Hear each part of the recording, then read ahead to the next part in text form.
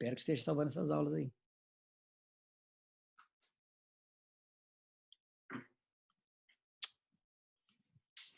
Não.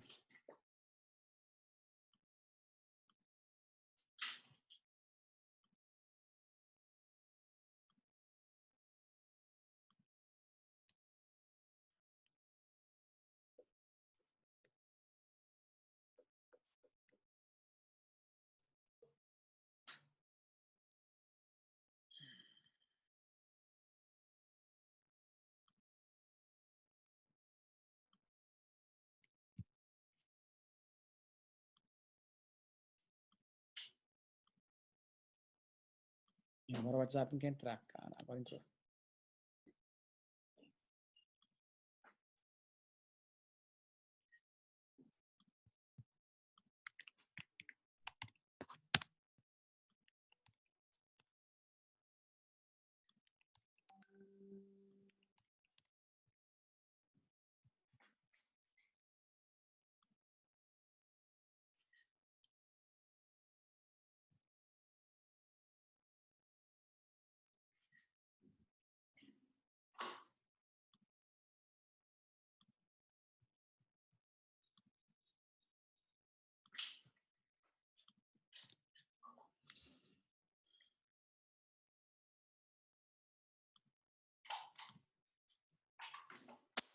Mais uma vez.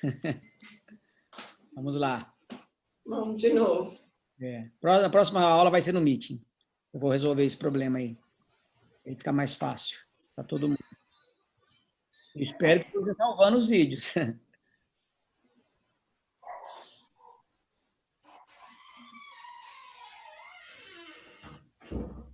O Meet, a gente percebeu também que ele começou a liberar algumas funções que ele não tinha. Então, talvez para alguns usuários está liberado e outros não.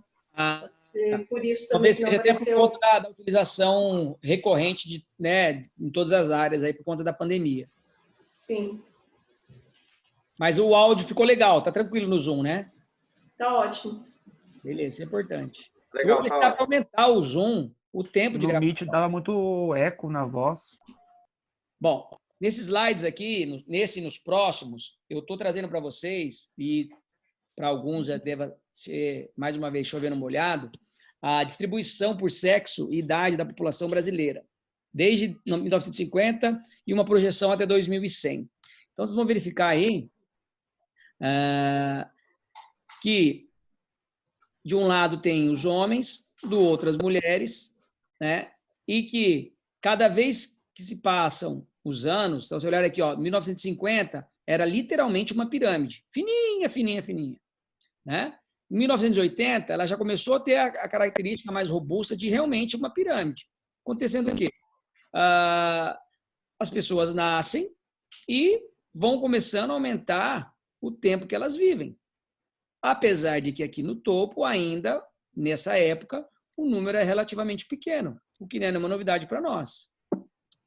Quando nós vamos adiante e verificamos aí 2030, que já é uma projeção, verifique esse abaulamento da pirâmide. Então, nós estamos no caminho certo em termos de público-alvo, em termos de trabalho com público-alvo. Tá? Por quê? Porque as pessoas estão durando mais tempo, graças a Deus, por conta não só do exercício. Nós não somos os milagrosos, por conta de todo o contexto que nós comentamos um pouquinho lá atrás. Condição de vida e assim por diante. Tá? Então, vejam que... deixa eu ver o que aconteceu aqui. As pessoas estão vivendo mais. Né? Isso é uma novidade, talvez para um ou para outro aí. Deixa eu voltar aqui.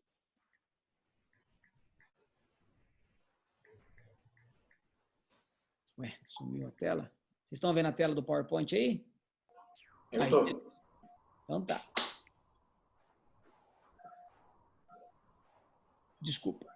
E aí, 2060, 2100, basicamente, a base da pirâmide estará igualada ao topo, que é o que tem acontecido já, se vocês olharem lá para trás, é o que está acontecendo a cada dia que se passa, a cada década que se passa. Nenhuma novidade para nós. Então, o cuidado cada vez maior com esse público. Nós precisamos ter um olhar crítico para esse público. Mas percebam que, modesta, né, modificação, mas em relação a homens versus mulheres, você começa a ver que esse abaulamento aqui, ele tem sido maior. A ideia é que seja maior. Por quê? As mulheres tendem a viver mais. E aí é que entra no próximo slide, que é a feminização da velhice. Esse autor aqui define como mulheres vivem mais do que os homens, elas constituem a maioria dos idosos, e eu achei interessante esse tipo de informação, porque quando eu fiz o meu primeiro projeto de terceira idade, em 2007, eu abri para o convite para idosos, homens e mulheres. De 350, eu me lembro até desse número, pessoas que nos procuraram, 90, não vou dizer, para não dizer mentira, 90%. 90% eram mulheres. 90% eram mulheres. E de lá para cá, eu já nem abri oportunidade nos projetos para homens. Por quê? Outras vezes, até em atuação profissional dentro da academia de ginástica, quem procurava exercício eram as mulheres. Eu não tive idoso, eu não tive um homem idoso, personal trainer, para vocês terem uma ideia, aluno de personal. Eu trabalho desde 2001, trabalhei alguns aninhos, então, e com a musculação, inclusive. Pode não parecer o meu porte físico, mas eu trabalhei com musculação um tempinho. E engraçado, isso é curioso, e me traz na seguinte questão. Quando eu comecei a ver que os homens não procuravam exercício, e segundo, aqueles que procuraram no primeiro momento em 2007, em termos de fazer os testes de avaliação física, foram o que mais deram trabalho, em todos os sentidos. Primeiro, porque aguentavam mais carga, e era um transtorno ter que aguentar fazer os testes de uma repetição máxima com eles. Segundo, comorbidades associadas, os que mais tinham problema de saúde em comparação com as mulheres. Eu não fiz uma estatística na época disso, eu nem tinha maturidade científica para isso. Mas, a grosso modo, os homens eram um problema. Era um problema. E hoje, né, com as leituras recorrentes, eu vejo que existe um porquê, tem até um nome para isso, que é a tal da feminização. E lá atrás eu nem sabia que existia esse termo. E geralmente as mulheres vivem mais, e geralmente as mulheres procuram mais do que os homens. E isso faz a gente tomar decisões diferentes, né, na hora de montar o projeto, se você for trabalhar com a terceira idade. Então, eu julgo isso um aspecto importante quando você for pensar em fazer um projeto com a terceira idade, não só excluindo os homens, mas talvez pensando em abordagens diferenciadas para tentar alcançar os homens, ou descobrir os motivos pelos quais os homens não participam. Qual o motivo? Eu não sei dizer. Talvez quem trabalha, um de vocês trabalha com a terceira idade, saiba me dizer. Mas a maioria esmagadora é de mulher. Então fica aí talvez uma ideia para um TCC aí, ou até um dos trabalhos da dissertação, ou uma especialização que a gente estiver fazendo paralelamente. Por que os homens idosos não procuram menos a prática de exercício físico do que as mulheres? Provavelmente na literatura já tem, eu não parei para pesquisar, para fazer essa busca, mas talvez vocês tenham alguns indicativos aí. Ela supera os homens em cerca de 66 milhões entre os idosos e, aos 80 anos ou mais, são o dobro de homens. E depois dos 100 anos, 4 a 5 vezes mais numerosos do que os homens idosos. Então, realmente é um fato de que as mulheres, de maneira geral, vivem mais do que os homens. Aí você pode dizer, eu tenho um avô que enterrou a minha avó. Ok, mas a estatística, na média, geralmente a mulher vive mais. Tá? Durante a vida e na terceira idade, as mulheres, e algumas explicações que o autor dá, elas se cuidam mais, de maneira geral, elas procuram mais os serviços de saúde, a começar, por exemplo, e eu vejo isso dentro de casa, não eu, mas com os familiares, a tal da mamografia. A mulher vai e procura, por quê? Com câncer de mama. Os homens já têm uma relutância muito grande, de maneira geral, isso eu não estou falando de forma científica, tá? Estou falando no dia a dia, no trato com a família. Por exemplo, meu pai, eu duvido que ele tenha ido aí uma vez por ano no proctologista. Eu duvido. Então, você começa por aí. Em geral, as mulheres tendem a se preocupar mais com a saúde. Consequentemente, elas tendem mais a cuidar da saúde. O homem já é mais desleixado nesse sentido. Elas praticam mais atividade física e, aqui, poderia até colocar / exercício físico. Elas são menos expostas a acidentes automobilísticos, porque, geralmente, elas têm mais cautela na direção e, por não poderia perder a brincadeira, também a piada, elas não têm tanta habilidade quanto os homens para dirigir, né? Então, a esposa está daqui do lado ouvindo. Então, elas não são ousadas como nós, homens, né? Então, elas são mais cautelosas. E, antigamente, elas eram menos expostas aos acidentes de trabalho. Isso há tempos remotos em que as mulheres eram donas de casa, faziam um serviço laboral. Tá? Então, isso é uma das explicações por que as mulheres vivem mais. E aí, esse achado, dando continuidade na faixa etária, esse é um trabalho do IBGE que está num artigo do Miranda, posso mandar para vocês depois também. Uma evolução demográfica do Brasil entre 1890 a 2040. Então, vocês olhem lá. Ó. De 0 a 4 anos, 29% era essa faixa etária, de 0 a 9 anos, tá? 1890. E aí, a terceira idade, nem 5%, ok? Esses foram os dados que mais me chamaram a atenção. Quando você olha lá, 2040, para você ter uma ideia, a porcentagem vai chegar em torno de 10% para as crianças e 24% para idosos. Então, veja, olha o número.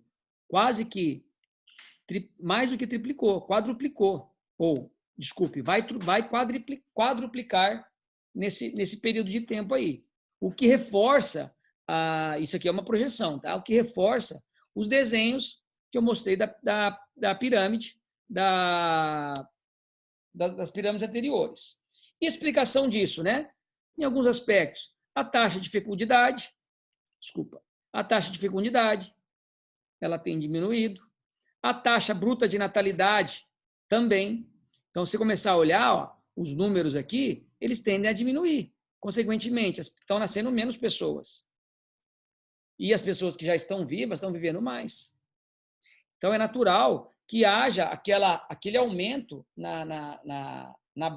no topo da pirâmide e um congelamento da base. Então, daqui a alguns anos, nós vamos ter basicamente um retângulo.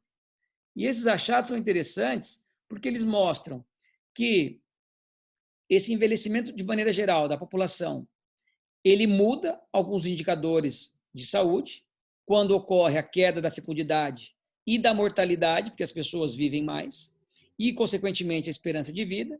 E tudo isso sofre influência dos processos de discriminação, a exclusão associadas ao gênero, à etnia, ao racismo, às condições sociais e econômicas, à região geográfica de origem e à localização de moradia. Então, tudo isso que eu coloquei naquele slide lá atrás são aspectos que podem interferir no envelhecimento. Eles começam eles são desencadeados e eles pioram com essas modificações na nossa pirâmide. Então, ter mais gente velha na rua não é uma coisa, não é uma surpresa. Já existe uma previsão para isso, né? As pessoas vão envelhecer, vão durar mais tempo e vão nascer menos pessoas por conta de tudo isso. Não só por conta desse aspecto etnográfico, né, de etnia e epidemiológico, mas eu vejo também por questão até econômica. Né? Antigamente, se olhar hoje, famílias, a minha família, por exemplo, nós somos em 4 irmãos.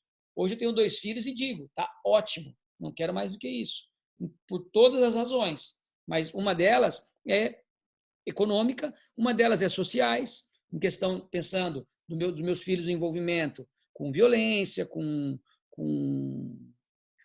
poluição e com todos os problemas do dia a dia. As pessoas hoje pensam mais antes de ter filhos. Isso de maneira geral. Obviamente, se você for em regiões mais carentes não só economicamente, mas carentes em termos de informação, a realidade muitas vezes não é essa. Você vê a pessoa lá com 10 filhos. Eu tenho uma irmã adotiva que ela tinha 13 irmãos. Isso na década de... Ela é de 90? Na década de 90. Né? Eu não sei como é que é a realidade hoje dessa população. Eu não estudo essa epidemiologia, né, em termos de família. Mas, pelo que eu vejo, dos comentários informalmente, as pessoas têm se preocupado com o número de crianças. Então, automaticamente, uma dessas condições contribuem para o nosso não crescimento da base e, obviamente, crescimento do topo, o que em algum momento vai virar um retângulo. Quantidade de pessoas com mais de 60 anos no mundo. Em 2011, tá? 893 milhões. Em 2050, 2,4 bilhões de pessoas. E aí, para nós, cientificamente, interessante. Pô, tem gente para estudar. Mas eu começo a pensar, eu enquanto personal trainer ou enquanto dono de uma academia. Hoje, qual que é a realidade de uma academia, qualquer que seja ela, em qualquer cidade, de público, alvo, idoso? Nós temos muitos idosos treinando nas academias, sabendo que a projeção é grande. E eu, na minha época de prática profissional, poucos idosos treinavam. Poucos idosos. Era uma peça rara. Hoje eu já não posso dizer que eu já estou mais afastado da academia. Mas será? Quais são as barreiras para os idosos chegarem às academias? Quando eu falo academias, gente, eu estou falando, esquecendo um pouco o lado científico, estou falando no mundo do trabalho, seja o teu clube de corrida, o teu local de treinamento, o seu CT. Tá? E eu faço essa confabulação em que sentido? Essa provocação também. Onde nós estamos errando enquanto prestadores de serviço para buscar essas pessoas? Ou será que essas pessoas, na sua grande maioria, são pessoas que não têm um poder aquisitivo ok para pagar os nossos serviços?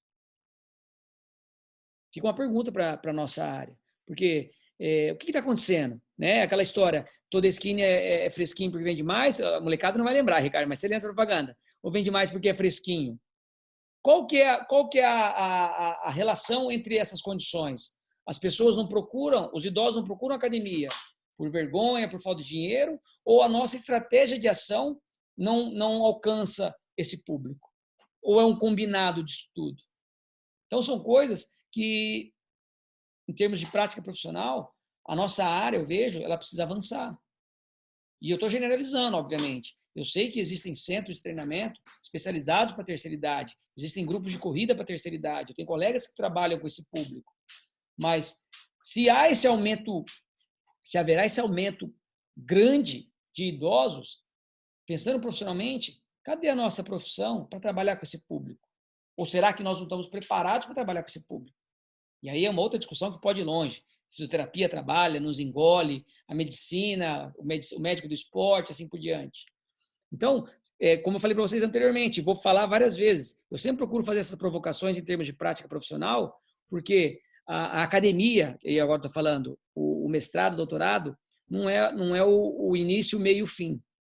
Nós precisamos avançar, no meu modo de ver, extrapolar essas informações discutidas cientificamente para o mundo profissional, para melhorar o mundo profissional. O que nós produzimos aqui precisa chegar nas academias, precisa chegar nos clubes, nos centros de treinamento. Desde de estratégias de ação profissional, de marketing para angariar esse público, até estratégias científicas embasadas para fazer os treinamentos em qualquer modalidade que seja. Tá? Em 2025, o Brasil será o país com maior população de idosos, vai chegar em torno de 32 milhões. Então, nós temos público para trabalhar, seja na ciência, seja na prática profissional. Tá? E aí entra a história, por que isso acontece? Então, eu coloquei atrás. As pessoas melhoram as condições de saúde, diminui a taxa de fecundidade, aumenta o controle das doenças infecciosas e melhora o saneamento básico. Então, são motivos que levam as pessoas a viverem mais. Qual é o problema disso? Aumenta o número de doenças crônicas, aumenta o número de hipertensos, o número de diabéticos, aumenta o número de pessoas com algum problema articular. A artrose é uma coisa que nós vamos ter um dia. A readequação do ambiente e serviços, Hoje nós vemos, o idoso é contratado para trabalhar no banco, de office boy, porque ele vai no banco e ele enfrenta a fila. Então, toda uma contextualização precisa ser feita e modificada para projetar esse idoso na sociedade. E aí, lá na frente, quando a gente discutir sobre as teorias do envelhecimento, vocês vão ver que vai ter uma teoria que fala do envelhecimento social. Super interessante, que ela mostra uma teoria de como as pessoas deviam trabalhar a cabeça e até a tua posição social para que, ao longo do tempo, ela vá se desligando para dar espaço para os jovens. E é bacana, porque se a pessoa tiver essa compreensão, talvez ela comece a se preocupar lá atrás em como ela se planejar para que ela chegue lá na frente e ela fala assim, já não preciso mais me envolver com atividades laborais. Que hoje talvez seja uma realidade de um empresário que é dono de uma mega empresa e deixa o filho tocar os negócios. Ele tem condições de fazer isso. Agora, você imagina um idoso que precisa trabalhar. Quem já não viu idoso em qualquer instituição, varrendo o chão, catando papel, ou idosa doméstica? Por quê? Elas precisam trabalhar. Talvez elas não tenham tido essa orientação lá atrás para se programar, para socialmente sair de cena e quem vai se tornar o protagonista é o jovem. Em termos de produtivismo, esse envelhecimento social, estou dizendo em suma, mas mais adiante a gente vai falar um pouco disso. Eu vou mandar um material para vocês lerem antes daí.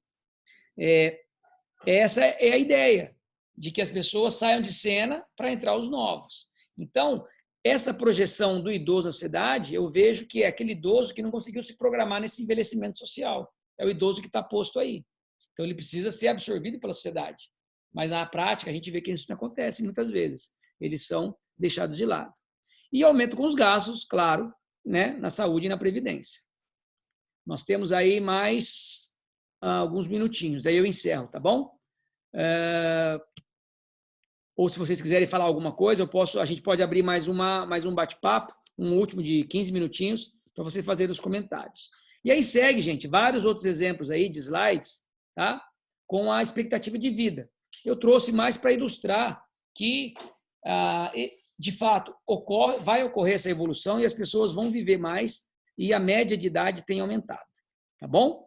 Então, depois, com calma, tem até por estado do país, tá? Eu trouxe mais como informativo para vocês terem como isso arquivado com vocês aí, ok?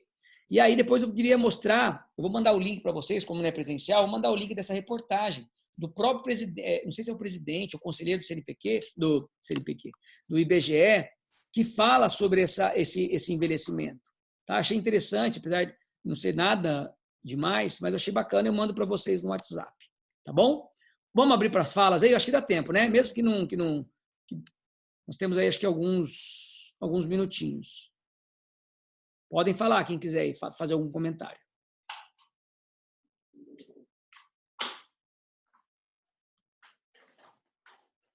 Só liberar o áudio aí. Coitada, a Luana ficou fora até agora.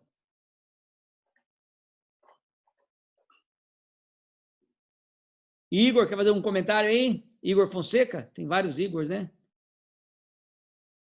Vamos aproveitar um pouco tempo aí. Vocês querem fazer mais um vídeo ou tá bom por hoje? Assim, tá bom?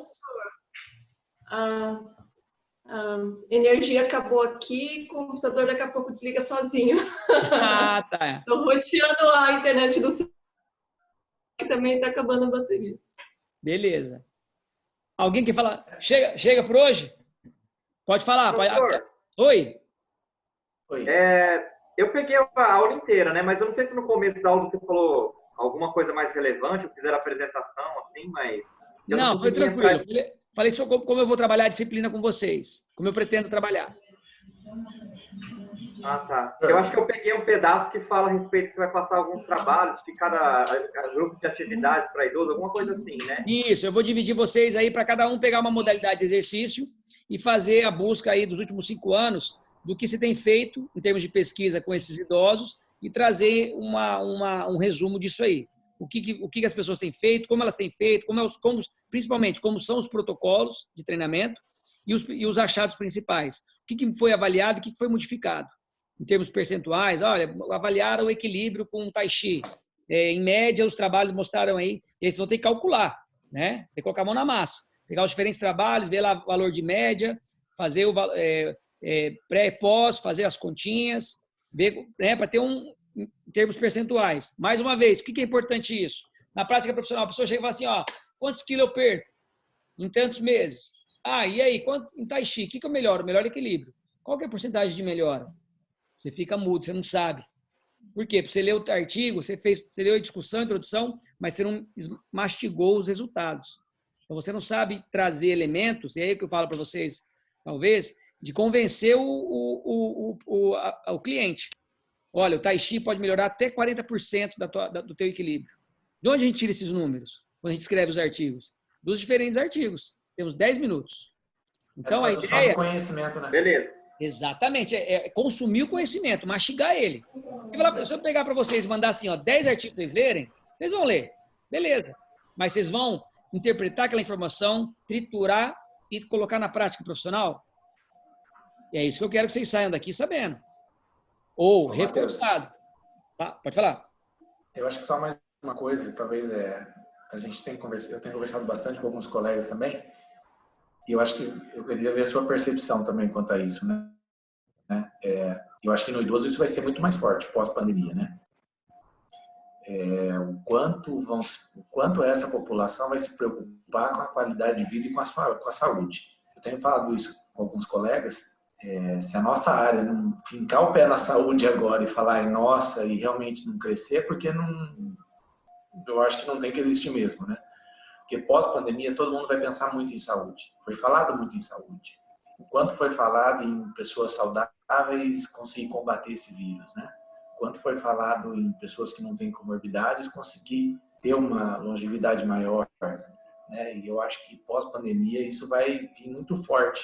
E eu acho que isso vai vir ainda mais forte no idoso, que foi a população mais afetada, fragilizada, né? E que mais correu os riscos que teve aí dessa pandemia, né? Não sei se você tem esse pensamento aí também. Eu vejo muito isso.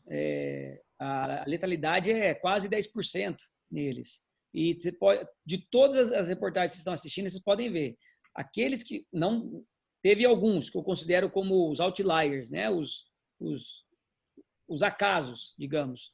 Mas a maioria tinha uma comorbidade associada. Diabetes, hipertensão... tinha algum problema de saúde. Então, apesar de serem algumas doenças comuns do processo de envelhecimento, né, estar acompanhando o processo, elas são evitáveis. Ou elas são, no termo inglês, elas são manageable, elas são manuseáveis, elas são possíveis de serem controladas. Entendeu? Então, não só por conta da pandemia, né, Ricardo? Pensando em termos de saúde. Eu acho que essa pandemia nunca mais vai existir de novo. Pelo menos na nossa geração. Mesmo os meninos mais novos aí.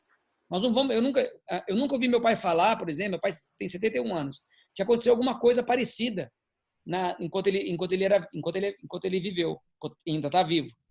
Então, eu acho que isso que nós estamos vivendo hoje é uma condição única e aí eu falo sempre, vamos além.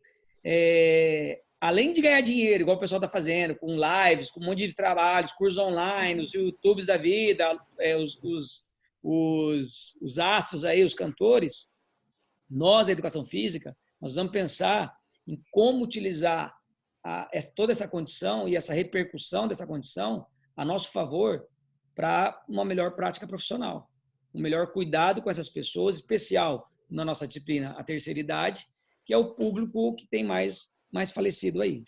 É muito interessante sua fala, Ricardo. Mais alguém quer fazer um comentário? Temos mais 6 minutos e meio. O professor, o professor falou da questão da adesão, né, nos idosos masculinos, mas eu trabalho com pessoas com HIV. E eu acho que não é só os idosos, não. Viu? Nas pesquisas que eu trabalhei ali com pessoas com HIV, a gente tinha um grupo que não tinha HIV, os homens, em geral, não querem participar. Chega ali na faixa de uns 30 anos, era difícil, hein? Nós íamos lá no ambulatório, e o Ademar também tem o mesmo problema, os homens não têm aderência a exercício. Então, isso aí do idoso não ter aderir a exercício é uma consequência já do costume do homem.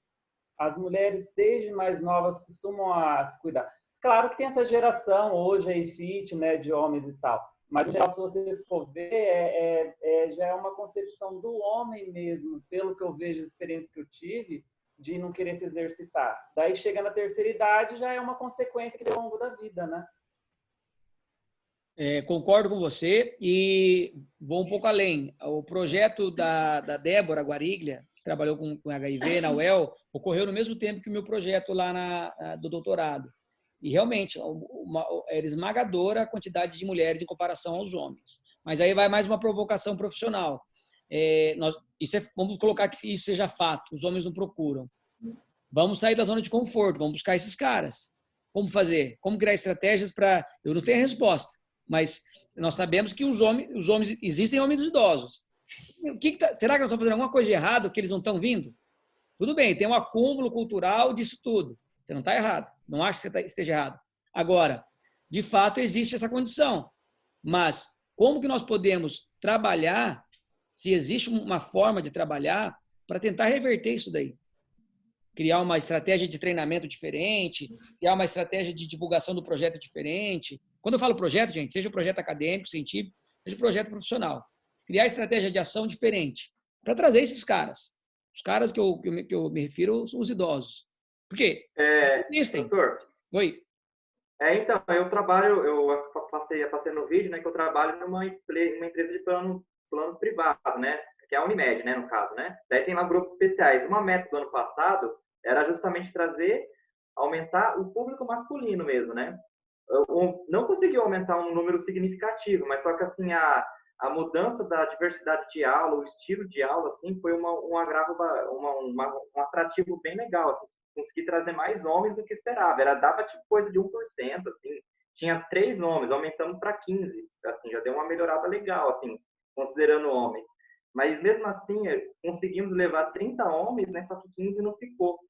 E uma das coisas mais consideráveis é a questão do aspecto cultural mesmo. Assim, já vem da cultura do homem, dessa faixa etária, desse público, não fazer exercício, assim, né, nunca achar daquilo importante. Isso, na verdade, não é nada científico, é o que eu vejo assim, conversando mesmo, né? Mas, assim, é uma coisa legal que eu gostaria até de me aprofundar também. A ideia é essa, é pensar assim, existe um problema. Por que as pessoas os homens não estão participando? Vale a pena investigar? Vamos na literatura primeiro verificar o que se tem disso. Não tem pouca coisa? Na prática profissional, que é o que você acabou de relatar, o que acontece? De 3 para 15, quantos por cento dá? Dá 500%. Então, sua estratégia funcionou. Será que sua estratégia funciona com outros grupos de idosos, homens? É isso que tem que pensar. Deu certo lá? Vamos fazer um Ctrl+C, Ctrl+V. Vamos aplicar isso em outro lugar. Então, porque é cômodo para nós também, enquanto profissionais da educação física. Os homens não gostam? Deixa os homens para lá. Vamos trabalhar com as mulheres. Eu acho que tem que pensar o contrário. Vamos ver o que está acontecendo.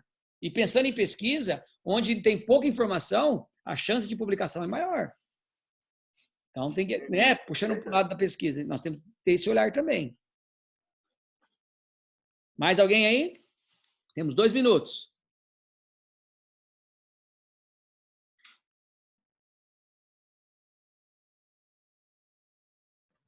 Só para complementar, a Solange, minha orientadora, né, ela orientou a Débora, a gente tentou mudar isso aí para ver se a gente conseguia ter mais adesão. A gente começou daí a trabalhar com treinamento funcional, com 30 minutos, 3 vezes por semana, né, que é algo mais fácil de fazer, mais necessitando dos aparelhos e duração de treino mais pouco. Mas, por enquanto, tanto em questão geral de adesão, de ter uma quantidade maior de pessoas e de ter mais homens, a gente não viu muita diferença por enquanto, não. Ainda estamos tentando caminhar. Mas estão mexendo para melhorar. Então, isso que é importante. Tentar se adaptar à situação e buscar as respostas. Pessoal, acho que vai acabar. Beleza? Beleza. Mandem lá no grupo do WhatsApp depois um feedback. Todas as aulas eu quero um feedback do que foi bom, do que foi ruim, para a gente melhorar as próximas. Tá bom? Não tem problema, não tem problema ter o nome. A amizade vai continuar a mesma. Sejam críticos. É importante isso. Sejam críticos, tá bom? Beleza, obrigada, Beleza, professor. Um abraço, boa noite para todos aí. Obrigado, abraço. Boa noite. Problemas aí da internet hoje. Imagina, professor, tranquilo.